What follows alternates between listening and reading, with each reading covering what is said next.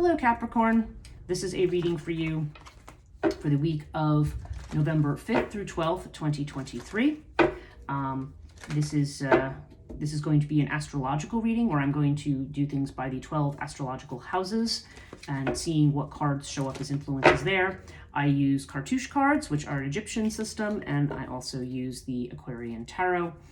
And those are the cards that I'm going to be using for this week. Now, again, if you were watching this on a week other than the week of November 5th through 12th, 2023, and you were drawn to it, then obviously there is a message here for you, so it will still be worth watching. And this could apply whether you are a Capricorn sun, Capricorn rising, Capricorn moon, or otherwise have significant Capricorn in your chart. So take it as it resonates. You may, if one reading for your sun sign doesn't feel like it applies, you may need to look at that particular data in your astrological chart, and maybe you need to choose, maybe what the reading that's going to resonate with you is going to be from that different perspective.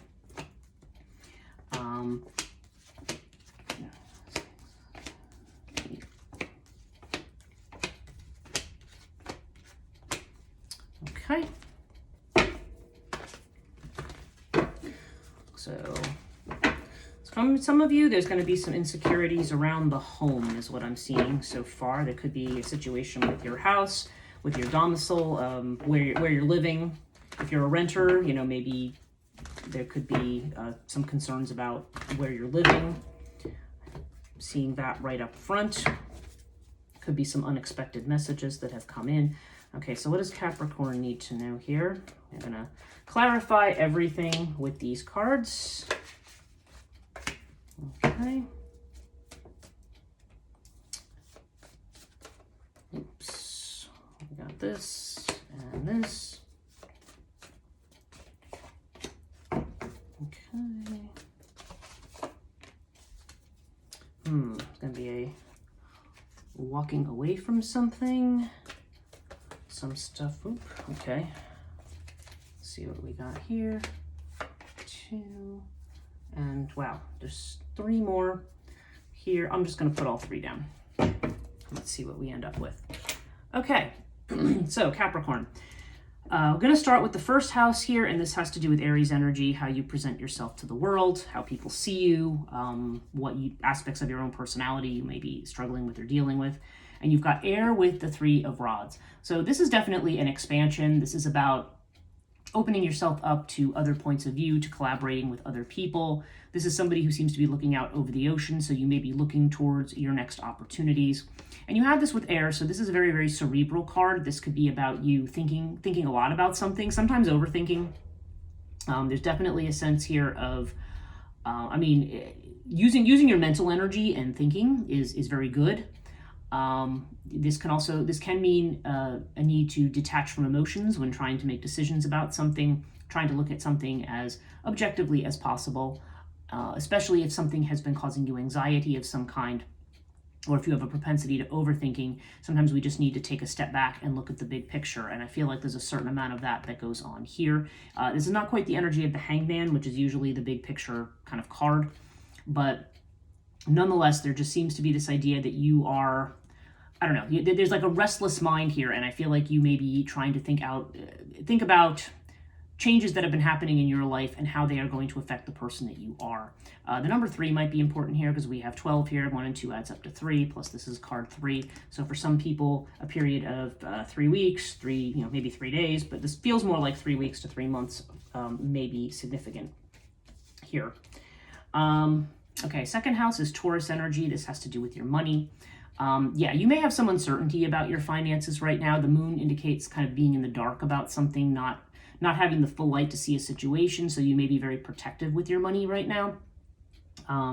There could be something going on. There could be a worry about a big expense, or perhaps I'm just kind of looking around to see. I feel like this may have more to do with an expense than a job situation, just judging from the rest of the reading.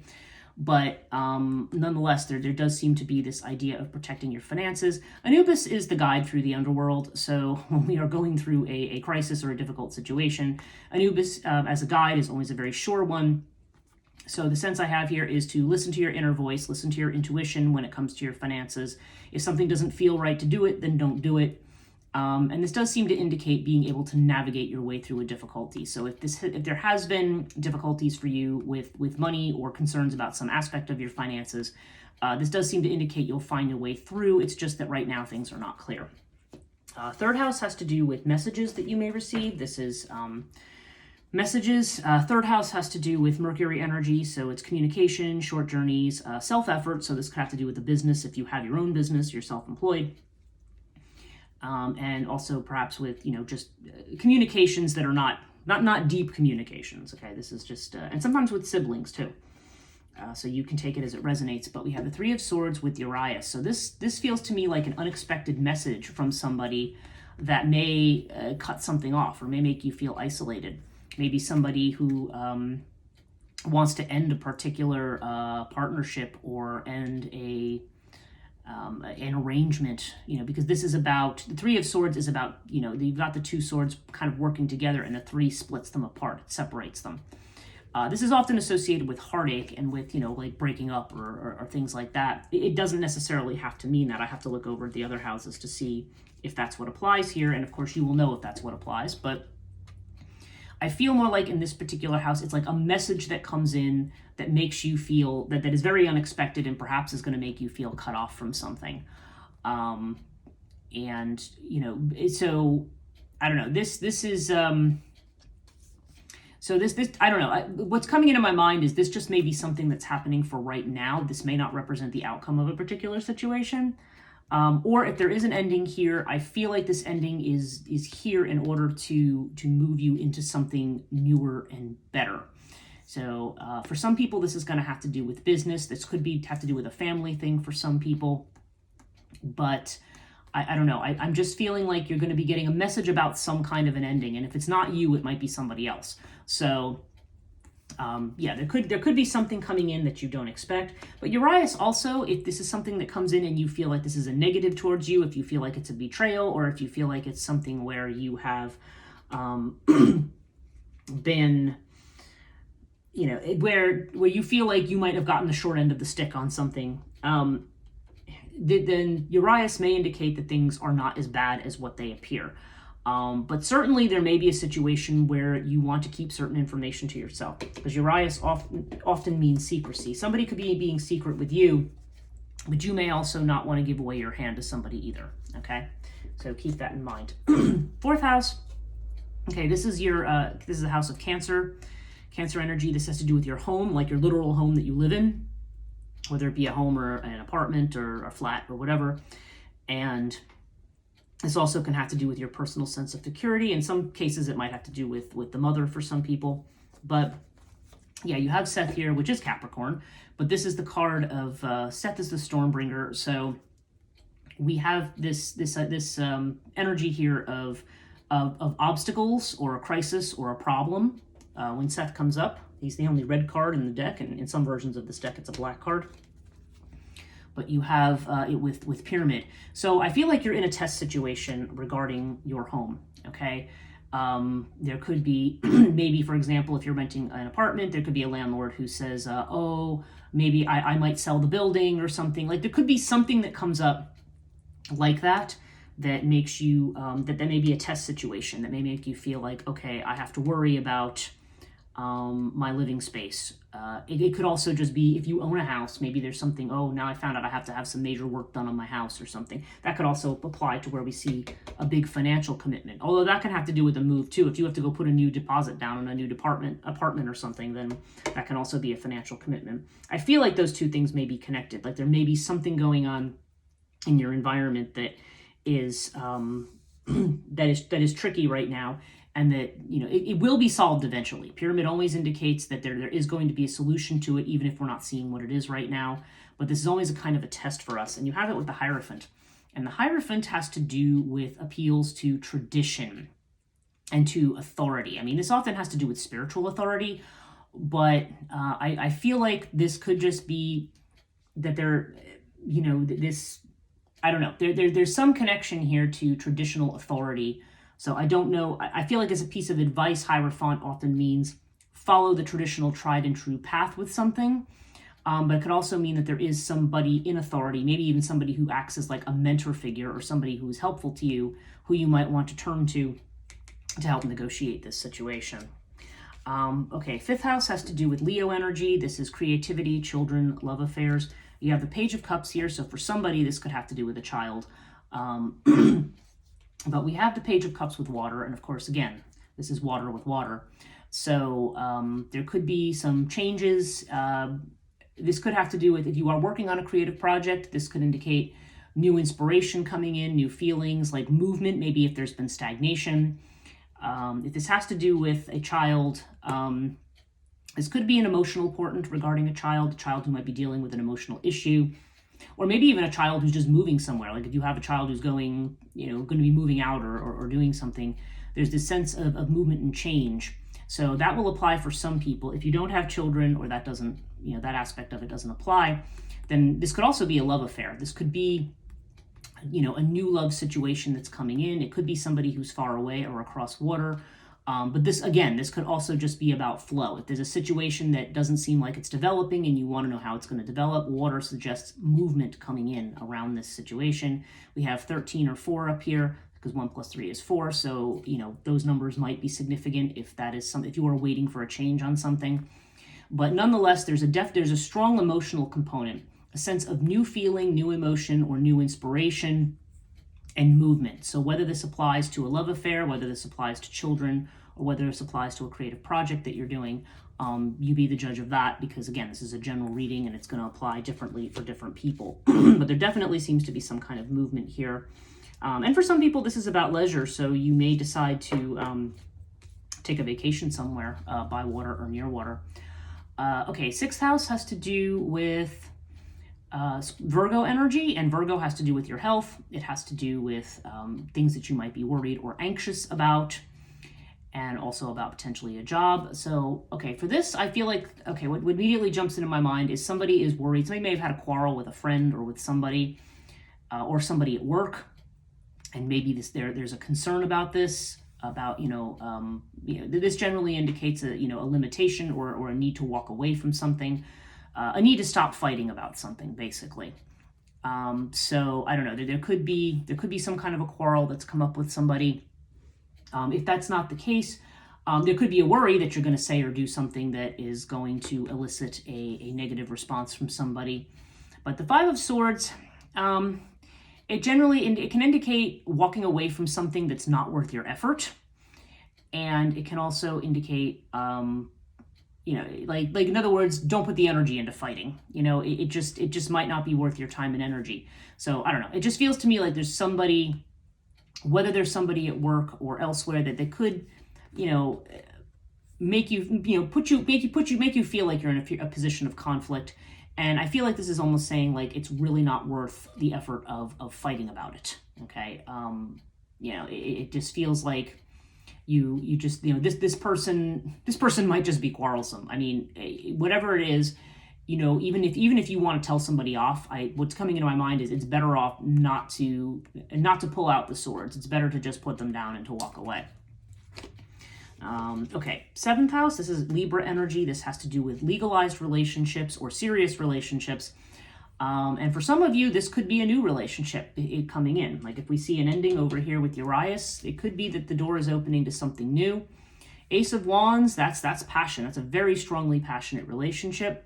And, something that's bright, positive, illuminating, helps overcome obstacles. If you are already married, then I don't know, there could be a new spark coming into your relationship, or there could just be a new opportunity or project that is exciting to both yourself and your partner, whether it's something you work on together, or whether it's something that they're doing or something that you're doing that you need their support. Either way, this is a very beautiful kind of arrangement. So, and again, if it's not a love relationship, this could also be a business partnership. There could be a new business partnership coming in that has the potential to be very inspirational and very lucrative. Okay, 8th house is Scorpio energy. Okay, so we have Ankh up here. Ankh usually shows up in the 8th house when there are big life changes going on. Generally, sometimes you do have somebody who might have health worries when this card comes up, but the way when Ankh shows up in the 8th house, it generally, I look back to the 6th house to see, I mean, there could be some worries.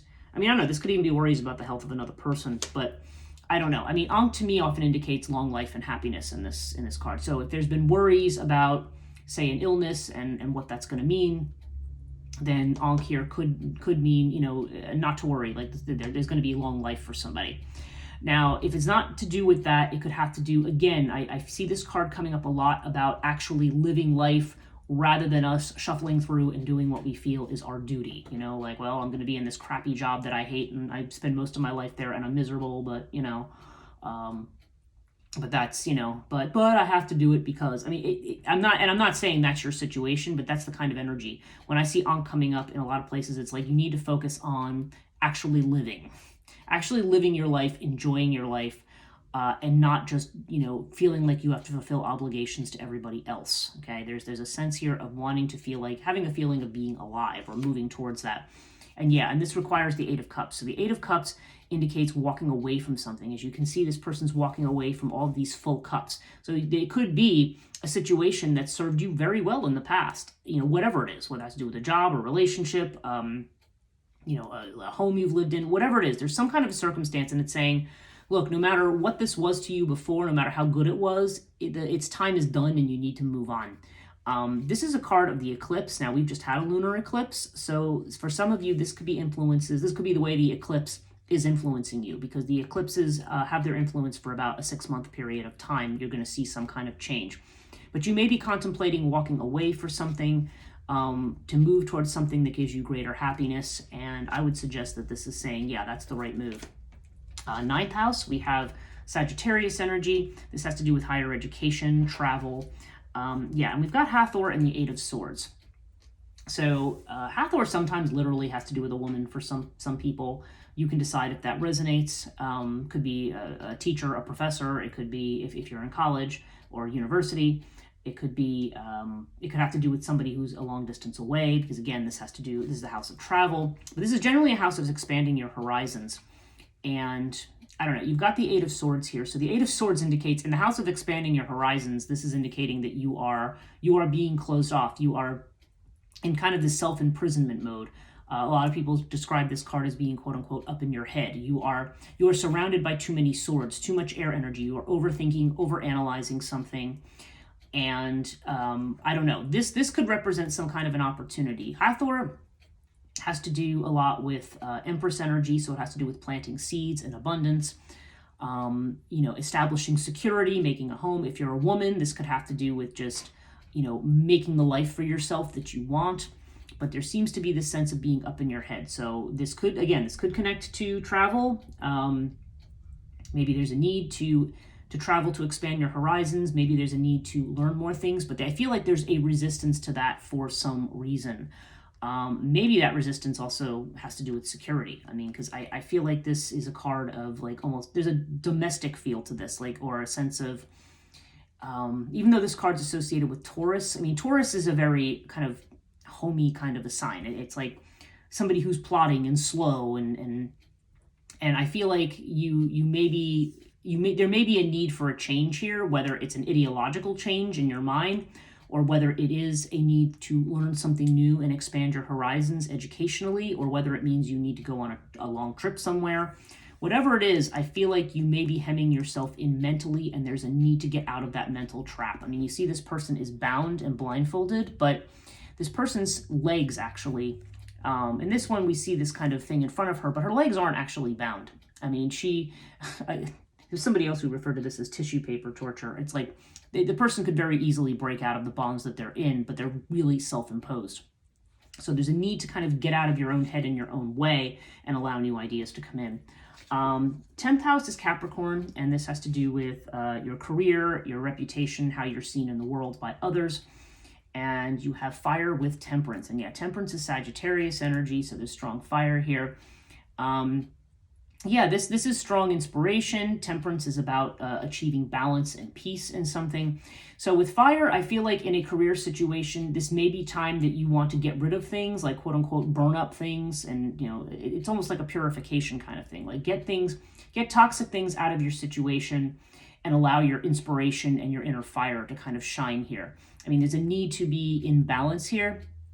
I mean, I feel like also for you, this is your native house. This is the Capricorn house. Like there's something about finding balance through your work. Okay, so if you're not satisfied with your work at this point, remember that should really be what your goal is. So if that means potentially getting rid of a job, then you may want to think about doing that. But ultimately, whether that's the case or not, there's definitely a sense that one needs to balance and maybe needs to get rid of some things, maybe have a better work-life balance with certain things. But there's definitely a strong and intense inspiration here. So I feel like some of you are going to be very inspired by your own work. 11th house is Aquarius energy. This has to do with our friendships, our networks, and also with our hopes, wishes, and goals. So yeah, we've got Horus with the Magician. There's definitely a strong sense here of, taking action to do what it is that you want to do, to manifest what you want. And you have it with Horus. And Horus to me is the support of family and friends. Okay. So this is an excellent card for friendships. It could mean making new friendships because the Magician is active and forward moving. It's very masculine energy in the sense of manifesting and moving and acting. So this suggests to me that you have a good friend group, you have the support of friends, and you have the ability to move forward towards your goals. The 12th house is, our fears, what is unconscious, what we don't want others to see about us. And we have Isis with the 9 of Swords, okay? 9 of Swords in this house, yeah, this is absolutely, it's very much, 8 and 9 of Swords are actually quite similar, and that they're both about being up in your head. This is a person sitting, she's sitting in her bed, and weeping. This is like the things that keep you up at night, right? So there is a lot of, even if you are displaying this kind of confidence and desire to move ahead, like I said, you've got this 3 of Wands in your first house. You're presenting to people like, oh yeah, I'm ready to move, I'm ready to go forward, but unconsciously you are worried about all of the what ifs and what might happen. And Isis to me it has elements of the High Priestess, maybe worrying about things that maybe are hidden. There is an element of self-care to this. For some people, this could be a worry about their mother. I don't know. That just comes in because Isis is the mother card. Not necessarily the case. That's probably just a specific message for an individual person. But a lot of this seems like there's worries that may not really come to fruition. Isis does advise us to have self-care and also suggests that we may need patience to see a situation through. Okay, overall, so we have Thoth.